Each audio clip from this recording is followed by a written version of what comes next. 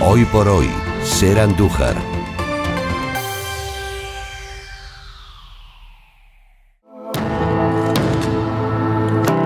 En Hoy por hoy Andújar, Neuroser. Abrimos nuestra consulta de psicología para abordar algunas circunstancias cotidianas con la conducción. La conducción, que es algo que hacemos completamente a diario, sobre todo hoy que llueve mucho, ¿no? Habrá algún loco que vaya en moto, pero otros conducimos vehículos cerrados y techados. Se acerca el Día de Todos los Santos, un posible puente para algunos y algunas, otros no, pero es posible que aprovechemos estos días para salir de viaje. Hoy hemos querido abordar el asunto de la conducción en nuestra sección Neuroser, la sección de psicología que cada martes nos trae nuestra colaboradora y nuestra psicóloga particular de bolsillo, María López. Muy buenas, María. Entiéndase, bueno, a ver si ahora probamos. A ver, hola. Hola. Ahora sí. Buenas tardes. Entiéndase lo de bolsillo que cualquiera se lo lleva a cualquier lado. Por aquello que se nos escucha por la fonoteca de la cadena SER, el canal de YouTube. Por cierto, hemos recibido felicitaciones por el espacio anterior, ¿eh? Muchas gracias. Que conste. Qué alegría. Bueno, María, la conducción, ahí también influye mucho la psicología y cómo nos enfrentamos al volante. ¿Qué variables influyen en esta conducta, en esta actividad cotidiana? Bueno, pues realmente influyen muchísimas variables. Fijaros que en el anterior programa hablábamos del estrés. Pues una de las variables que también influye. ¿Qué produce el estrés al volante? Bueno, pues hace que haya una sobreexigencia en el conductor y que además haga que tengamos conductas agresivas. Y bueno, pues encontramos esos conductores con esa competición, ¿no? Esa competitividad al volante que realmente puede provocar serios accidentes. Luego hay otro tipo de variables, como pueden ser, por ejemplo, la variable de personalidad. Tenemos personas que, bueno, son muy temperamentales, tienen ese carácter y son los que más accidentes suelen provocar. También tenemos personas que, por ejemplo, son más inmaduras.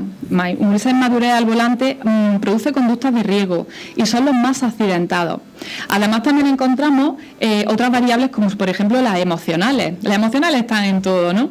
Y bueno, y hace que esos motivos, esos sentimientos, esas emociones, hagan que la persona pues pueda determinar ese tipo de conducción. Además, incluso las enfermedades. Hablábamos de la depresión, ¿no? Anteriormente. Y fijaros, una persona que padezca una depresión puede tener fatiga, puede tener problemas de sueño, puede tener, pues bueno, estar bajo los efectos de ciertos fármacos. Y además también esto, hablando de los fármacos, las sustancias de consumo pues puede hacer también que las personas pues tengan un poco, digamos, más sensible o menos sensible ese estado de alerta, esa hipervigilancia, ¿no? Además, la capacidad de reacción, pues por ese consumo de ciertas sustancias, puede hacer que se provoquen ciertos accidentes de tráfico. Cuestiones lógicas, pero que lamentablemente hay que reincidir en ellas a menudo y cada vez que se habla de este tipo de circunstancias, como es la conducción. Bueno, yo entiendo que el estar alerta en la conducción, ese mínimo estrés del que hablabas la semana pasada, que es un reflejo natural, digamos, del ser humano para ponerse en guardia ante determinadas circunstancias, y la conducción es algo en lo que entiendo que hay que ponerse en guardia, es necesario, pero es que, y por hablar llanamente, es que cuando nos montamos en el coche, es como si nos adentrásemos en otra dimensión, en otro mundo, nos transformamos completamente, somos fuera el Dr. Jekyll y dentro Mr. Hyde. ¿Qué ocurre cuando nos ponemos delante del volante y arrancamos? Bueno, hay un efecto que se denomina en psicología efecto de la desindividualización. ¿Realmente esto qué es? Bueno, pues es el efecto del anonimato, que lo que hace es que desempeña un papel básico, imprescindible, lo que es la conducta agresiva. ¿Qué implica esto? Pues simplemente implica decir, yo no soy el responsable de mi comportamiento. Y esto genera que las personas nos volvamos un poco más, que midamos menos los riesgos, ¿no?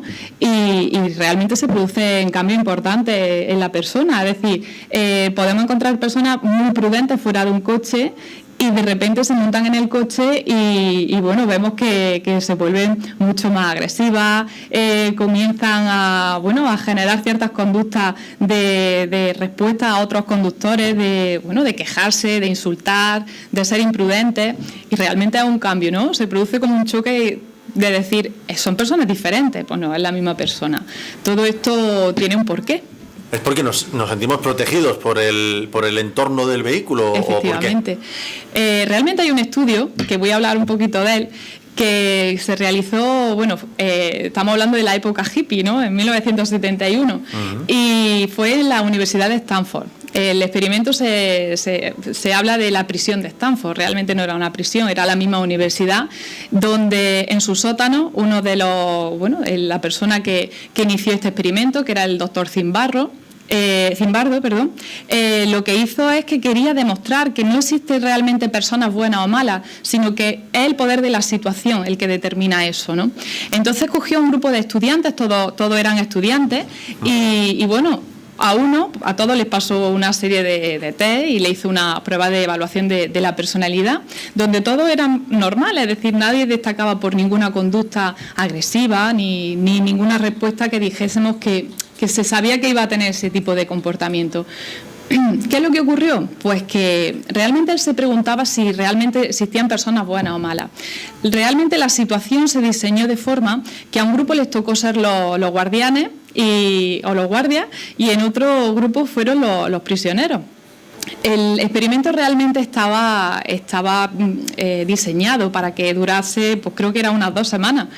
Y a los 5 días tuvieron que interrumpir el experimento, ¿no? Por la situación, cómo se llegó a desbordar. ¿Qué ocurrió? Bueno, pues realmente cada uno empezó a asumir sus roles.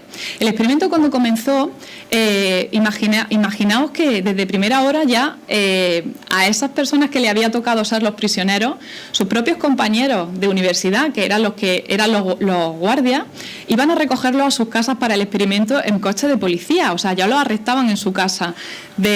Con lo cual la situación ya... Entraban en el rol de lleno y Totalmente. Lo asumieron hasta el punto de que se comportaban como tales, ¿no? Sí, además llegaron, pues los guardias asumieron, de hecho, su vestimenta, llevaban gafas antirreflectantes, es decir, que no se les veía bien la cara. Todo esto hacía que llevaran como una especie de máscara. Y ellos, en ese sentido, no pusieron límites a la hora de impartir justicia con esos compañeros, ¿no? Que realmente eran sus compañeros, y le había tocado ese rol de presos, ¿no? Y tuvieron que cortar el experimento porque, de hecho, a los presos los ponía en situaciones incluso de tortura, ¿no? Y bueno, esto ¿qué es lo que significó? Realmente el experimento se esperaba otro tipo de resultados, pero porque, claro, de hecho, este tipo de estudiantes, dado la época, estamos hablando de que eran hippies, es decir, activistas de los derechos civiles.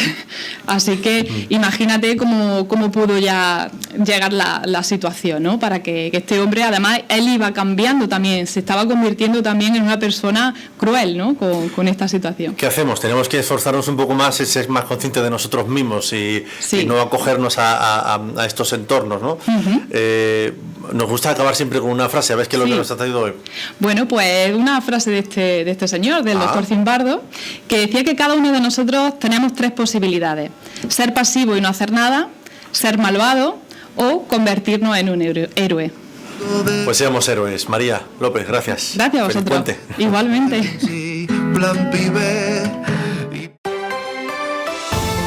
Hoy por hoy, Ser Andújar.